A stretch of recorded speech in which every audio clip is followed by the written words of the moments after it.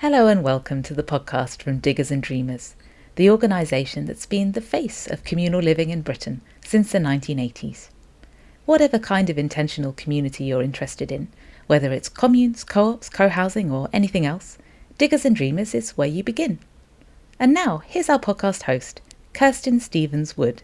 For today's podcast, we welcome Mikaela, a member of Stirchley Co-operative Development. Originally from California, Mikaela is now settled in Birmingham. Mikaela tells us all about the history of Stirchley and the development of an ambitious project developed over 10 years to organise a cooperative-based scheme where residents and workers design, build and own 39 homes and the high street units beneath them. We get to hear about the innovation that can happen when people work together. But Mikaela also shares with us how development has now run into trouble, with their contractor going bankrupt and their relationship with their partner, a local housing association, becoming problematic. Join us for the Diggers and Dreamers podcast.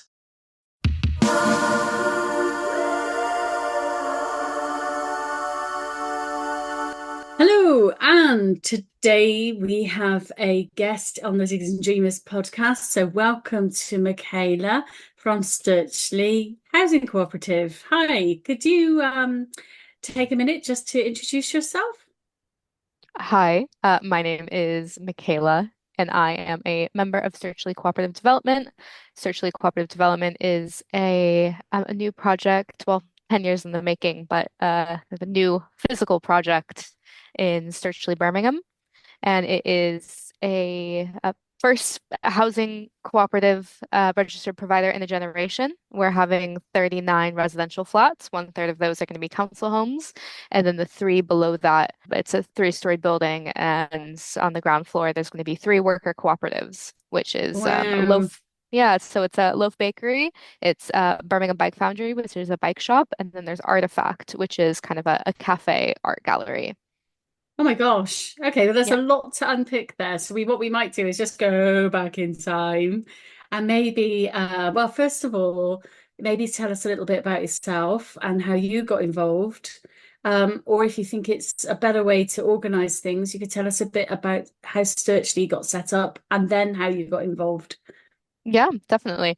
I think I'll do a little bit of both. Mm. So I'll kind of start off with myself because, as you can tell, I don't have the thickest of Brummy accents, but I am originally from California, and I was involved in a lot of housing cooperatives in California. I was initially I saw a lot of intentional communities when I was kind of a teenager growing up on California's Central Coast. But then when I went to university, I joined the Berkeley student housing cooperatives, which were just like an incredible transformative experience. In the largest house that I lived in, I think had about 140 people or capacity for 140 people, and it was really kind of a important experience for me. And then I graduated from university, went off, kind of lived in a lot of countries over the past few years. But I've always had an interest in, cooperatives and intentional communities and things of that sort. And I, yeah, eventually found my way to England by way of my partner who is English, and ended up in Birmingham of all places. And before I actually ended up in Birmingham as well, I was interested in seeing some different cooperatives kind of around the UK, and I used the Diggers and Dreamers website to be able to do so a few years back. Oh, good. And yeah, I became a fan of the podcast when it first came out. Got to listen to some things and learn about some history of places that I've been to. And I spent some time at Crabapple and spent some time at another one in Beach Hill. Um, and yeah, became eventually became a member of Stirchley Cooperative Development through my partner. And so I can give a little bit of history as to how Stirchley Cooperative Development came to be. Where do we start?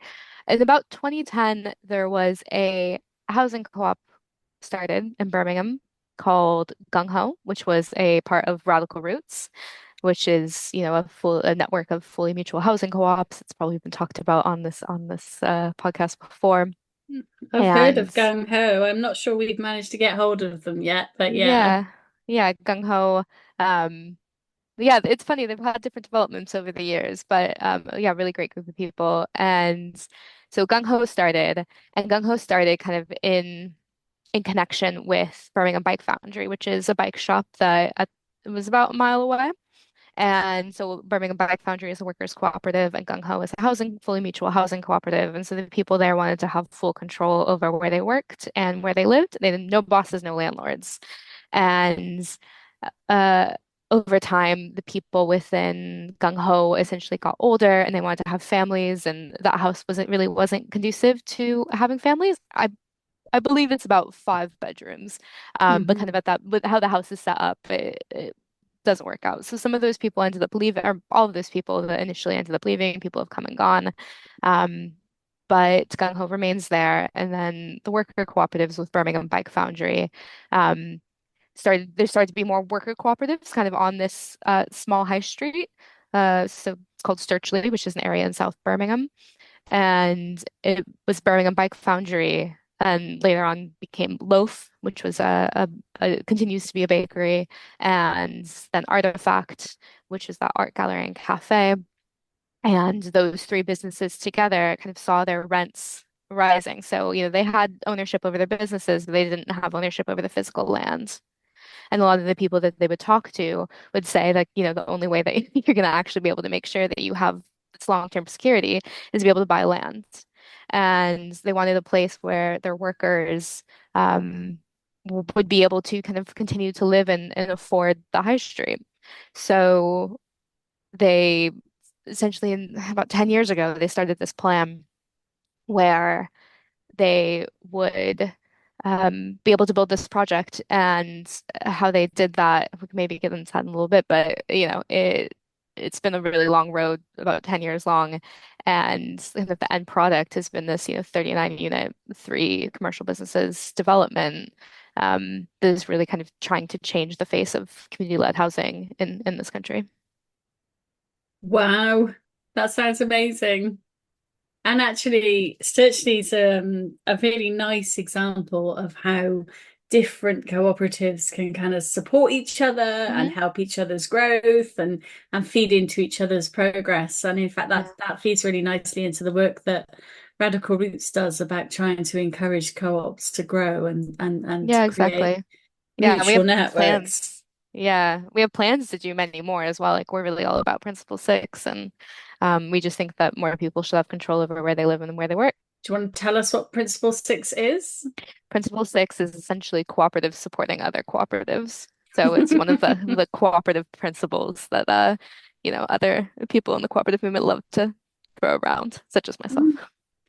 Okay, so that's really interesting that kind of like coming over and particularly coming from California where there are lots of different types of cooperatives. And in fact, we've done a podcast with Edinburgh Student Housing Hmm. Cooperative about how that has changed the dynamic of them being able to live affordably and go to university. So it's Yeah. amazing that you've brought some of that experience and then come to the UK and refound a new version of cooperative living over in Britain. Yeah. Would you compare and contrast anything? Are there any sort of standout differences for you?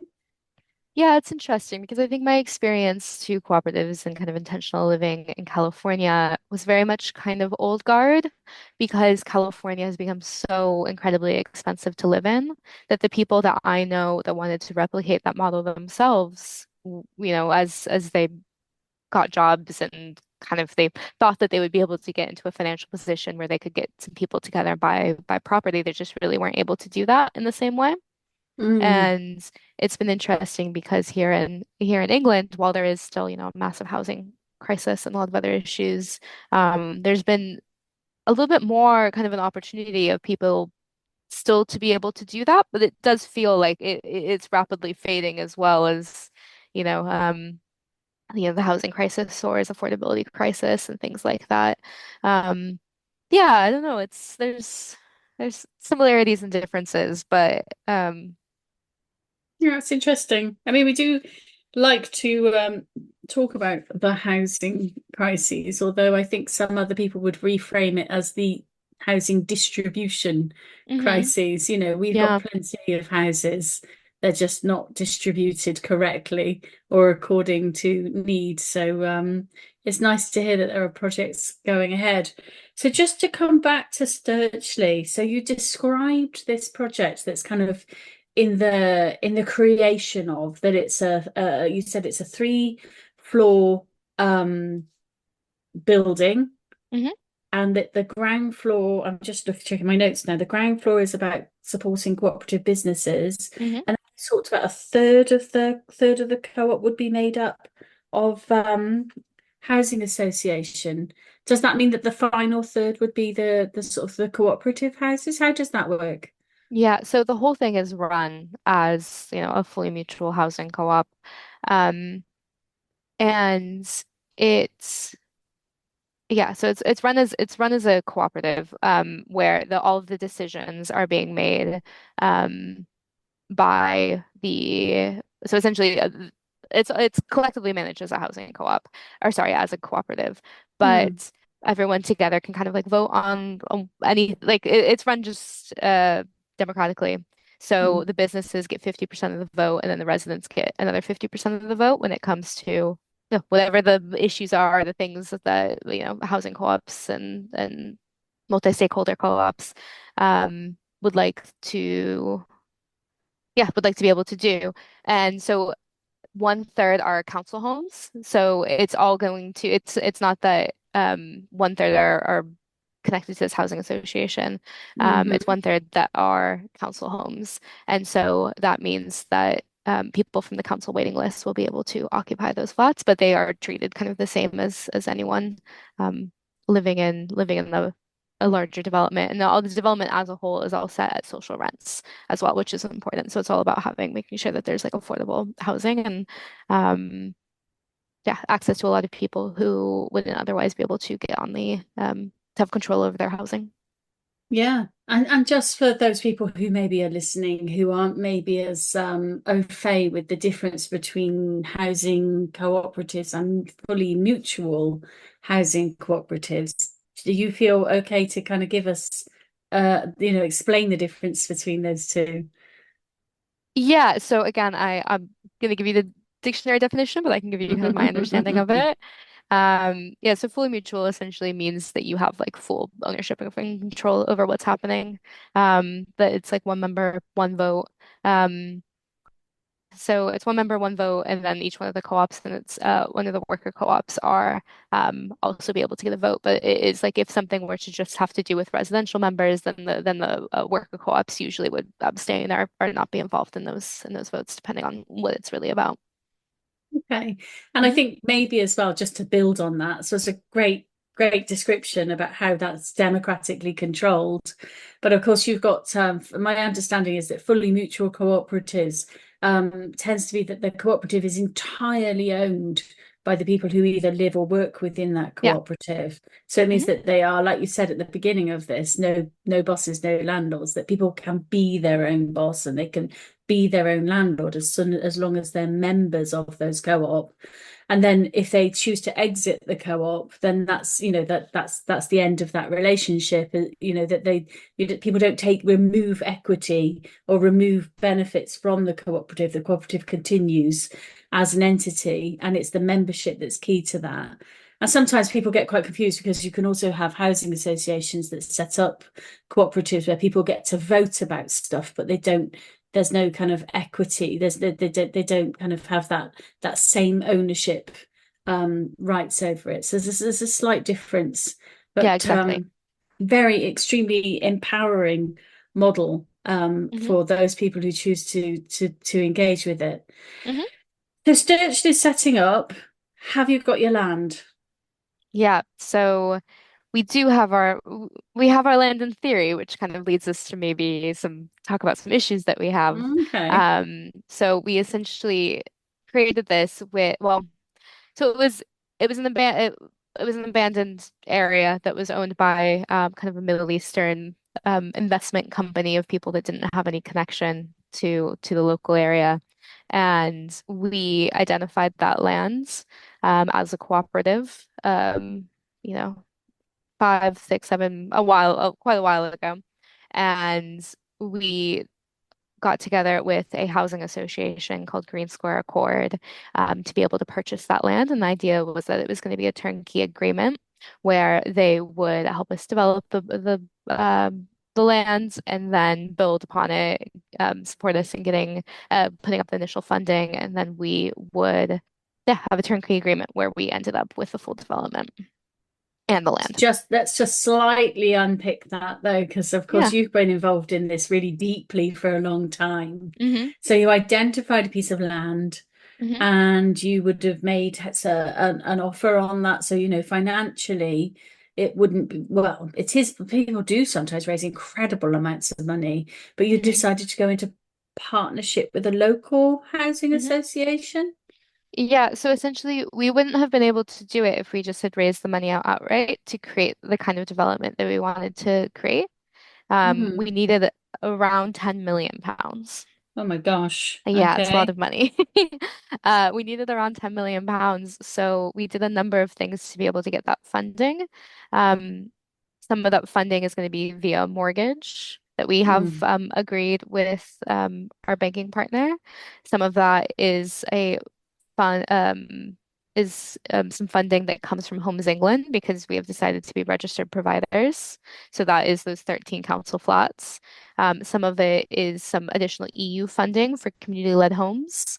And then there's other kind of small pockets of funding that we were able to get to build this, but essentially initially because we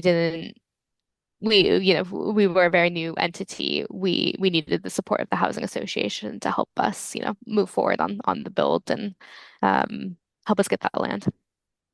Okay, so it's a real kind of mixture of different financial hmm responsibilities across the piece, and also part of that is the becoming a registered provider hmm is also part of that drawdown for your funding.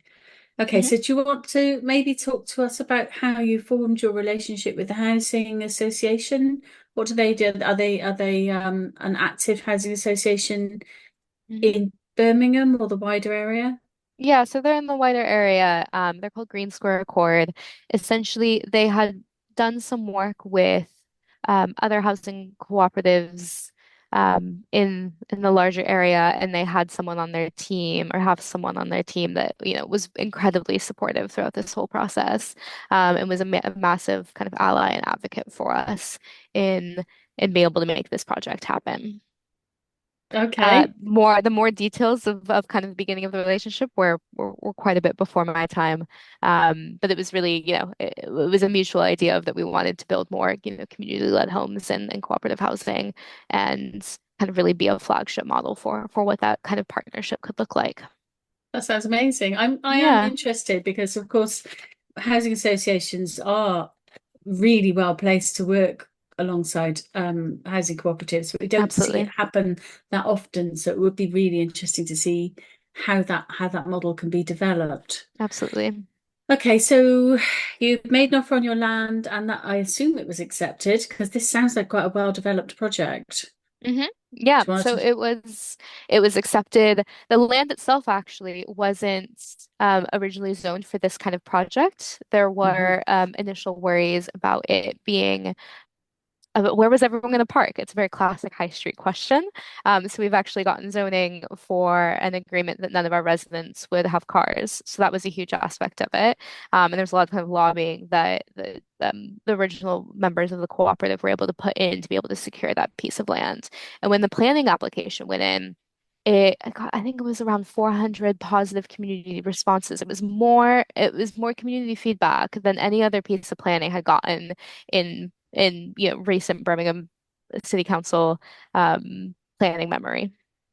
That's amazing. Yeah, it's Is that incredibly well because supported. there's quite a lot of literature, she says, because she's an academic, that kind of says that whenever a community group wants to do something that's perceived to be unusual or different, that actually the canvassing and the community relationships are as important as the planning. Would you say Yeah. that that was part of the strength of that? That you've done a lot of work in terms of kind of community acceptance and getting people on board. Yeah, absolutely. But I also think that this project was something that was always just, it came from the community. It Hmm. wasn't like we were an external group of people looking for a piece of land in a, in an area that we weren't from. Mm. Um, my connection, being more new to Birmingham is kind of more of the exception. Um, a lot of these people had been working on the high street for a really long time, and had already had those connections. So it just kind of felt like a natural response to, this need of making sure that people were able to secure that long-term stability for themselves. So does that mean that you got your planning? Yeah. Yes, we did. Hooray! Yeah. Okay, so what happens after planning comes in? Yeah, so after planning, we were working, so essentially we had this housing association partner that was more kind of working to support the organization of how we were going to do this, helping us secure that funding. And we went out to tender, and we went out to tender and ended up accepting a tender from a construction company called TriCast. And TriCast started the build, and they were about a year into the build. And then Liz Truss was in government, and Uh, she introduced a budget, and the company went bust. oh Uh, no. so that left us without a construction company and quite vulnerable. So what we did is that we went to our housing association partner, Green Square Accord, and their advice to us, kind of as the people who had the responsibility of supporting us throughout this process, were to say, okay, don't worry, we're going to take this under our control and under our wing, and we're going to use it with our in-house construction team. This was something that we were quite cautious of doing because when we went out to tender, Green Square Accord put in a bid and we did not accept it because we weren't a fan of a lot of the work. But just given the power dynamics of what happens in community-led housing, and we felt. We also didn't have the funding to be able to go out and do this whole process again. It just felt like the most straightforward answer for us.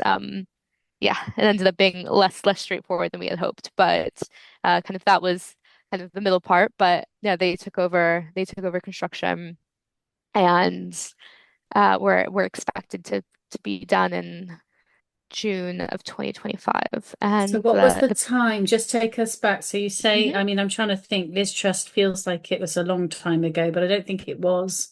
Was that No, about 3 years, 4 years yeah, ago? about 3 years Yeah. ago. Yeah. Okay, so that was really about 2023, 20, maybe late, Mhm. early 24. Yeah, I was around 24. Okay. Yeah. And so the building kind of was on pause for a few months Hmm. while we figured out what to do. They left their crane there. They left kind of all the bits. It became a bit of a ghost town, which was quite a strange sensation of what do we do with this construction site. And presumably, when they went bust, because of course the receivership would have come in, so of course you didn't own the crane. The crane wasn't like yours to dispose of Yeah. or to pass on to your next building company. What you inherited was I'm assuming, is a part built or possibly even not built derelict building site at that stage. Is that where you Yeah, were? exactly. And did So you lose money? yeah, so essentially we were told we did, yes. Short answer, yes, we lost money. Um, Okay. and we were given, when Green Square Accord took over the construction, we were given a new final price, which was about 300,000 more. And we accepted that as kind of just the result of some bad luck. Hmm. Okay. So horrible bump in the road. Hmm. And then your housing association said, we'll pick this up. I suppose at this stage we probably need to say that we haven't been able, well, we haven't even invited the housing association to come and do a podcast with us. So, we have to work on the basis that this is a conversation that they haven't had a part in. Hmm. But what happened next? Yeah, so they took over that construction and said that it was going to be done in June 2025. And yeah, I think from there on we tried to kind of maintain the same partnership, and as time went on, there were more delays. And yeah, the building still isn't done. Oh And this is from no. the point of August 2026. Okay, so it sounds like that doesn't sound great. So where are you now? Yeah, so as of right now, in March or well, in January of this year, we were told that the building would be an additional 2.5 million pounds. Oh my God. Um, yeah, so uh, which has totaled kind of the price to around 13 million. And we've been trying to work with Green Square Accord to, try to find some kind of compromise on the price. And as time has gone on, that price has only really risen. And so we've been working with Birmingham City Council, with the West Midlands Combined Authority, kind of with anyone that's willing to listen to try to help us both kind of find a compromise on the price and um, to make sure that this project is able to be like what it was always meant to be. So we're at the point now where we're looking for some funding, and trying to work with various people to work something out. But the building is essentially done. It's set to be have practical completion, which is essentially the final sign off any day now. Oh my gosh. Yeah. Oh, that's Yeah. so close. And yet, do you have any idea? Did you know that? When did you know about the extra 2.5 million? So we were really kind of kept out of the dark for quite a long time.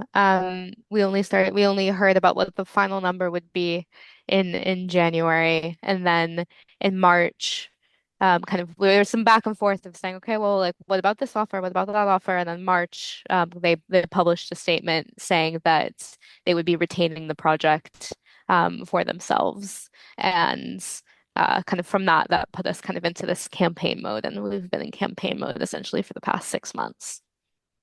Oh my gosh. So there's a Yeah, risk that you won't, that all of that time will not then translate into a mutual cooperative.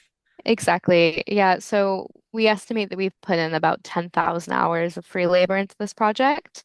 A lot of the worker co-ops as well, they've kind of planned their businesses around this. We were told that they were going to be moving in, and we were told that we were going to be moving in at many different points, but one of the kind of the key points we were told that we can move in kind of at the during the new year, and one of the bakeries, Loaf Bakery, was kind of left their premises because they had to give their landlord 6 months of notice. So they tried to put in all of this kind of extra time for themselves. Um, they wanted to prep it around the holiday season, and um, March rolls around and they have to leave their premises. And so they've been on 0-hour contracts. They've lost around 100,000 pounds of revenue. We have we have our residents as well that are looking to move in, and because we've also been waiting, 7 of those people are now homeless. One of which is an 80-year-old man who's living on a boat. We have people living in Airbnbs.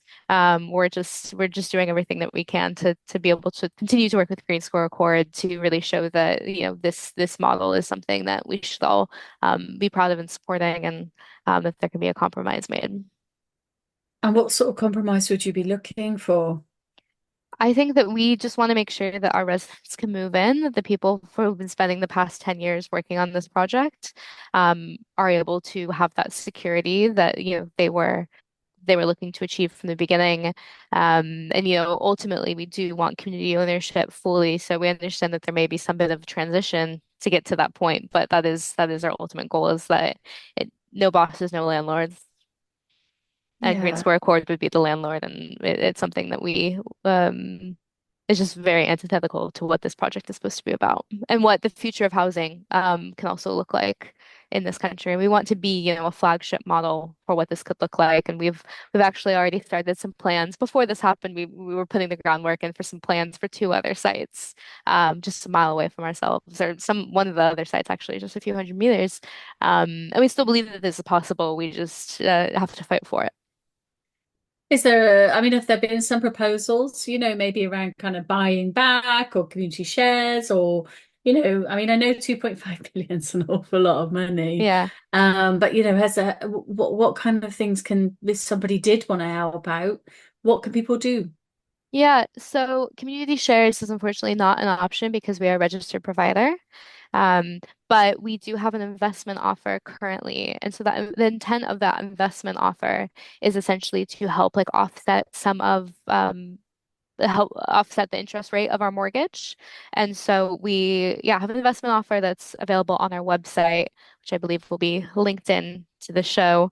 Um, and with that, it's investment from starting at around £5,000 for, usually ideally like 5 to 15 years, kind of a interest rate of around 3%. So we're looking for ways where people can help kind of, invest long term in the form of like loan stock or bond. We've been calling it a bond offer, but it's also known in the cooperative world as loan stock as well. Do you want to just tell us, because we do get lots of listeners who aren't as embedded in the cooperative world as you are. Do you want to Mhm. just explain what loan stock is? Yeah, so loan stock is essentially an opportunity to invest in housing cooperatives. It's or typically housing cooperatives. So it would be, for example, an individual loaning some money and being able to get interest back on that money. And it is non-secured, which is an important thing to point out. But it is, um, yeah, it's an investment in cooperative and community-led housing, and it is kind of the golden standard of how a lot of housing cooperatives end up being able to be funded. Yeah, no, that's a really good description. I mean, it is they are technically unsecured, which means there's no guarantees, but actually cooperatives have a really, really good track record of Exactly, yeah. meeting those commitments. hmm That is they do have a history of being able to meet their commitments. And so do you have any idea where you're going from here? Are Yeah, you having so conversations with your housing association? we are having conversations, but unfortunately, they haven't compromised on any bit of the price. In fact, they actually haven't even given us the final price to this date. They say that they're not able to give us a price until practical completion is achieved. So we recently, Birmingham City Council, signed by kind of the leaders of the council and the people in charge of the housing departments there, wrote an open letter to Green Square Accord, essentially threatening future partnerships with them if they don't concede with us. Um, and we've been, really appreciating kind of the support that we've received both from Birmingham City Council, from our MP Al Carnes, from Radical Roots and the larger cooperative network. From also the mayor of the West Midlands Combined Authority, Richard Parker, has also come to the site, shown a lot of support for us. And so we're at the point now where we're trying to go bring a little bit more attention and kind of go up the food chain within government because we really believe that this is the kind of project that could be a really easy win for the new government. This is really what devolution looks like. It's about giving communities and high streets back this really important power, and we hope that we can, work with the powers that be to um, be able to show that this is a real workable model, and that what happened in our situation is the exception and not the rule, and that we could really have these really favorable relationships with housing associations if they're properly regulated and if they're properly supported. And I think that's a fantastic note to finish on, Mikaela. Thank you so much for coming. And once we have an update, we may end up inviting you back and maybe you can tell us where and how this ended. But in the meantime, the absolute best of luck to you. And we're totally supportive of you and your project. So thank you very much. Great. Thanks, Kirsten. Thanks for listening to this podcast from Diggers and Dreamers, the go-to place for intentional communities in Britain. As ever, it really helps us if you like and subscribe wherever you get your podcasts. Don't forget, you can find out more about communal living at our website, diggersandreamers.org.uk. There you'll find an online directory of existing communities and developing groups within the UK, plus interactive notice boards and information about our publications. One you won't want to miss is the Diggers and Dreamers directory, which has been referred to as the Communard's Bible for 35 years. And now, to play us out, here are the Spaceheads with their tribute to our old mate, Gerard Winstanley. See you next time.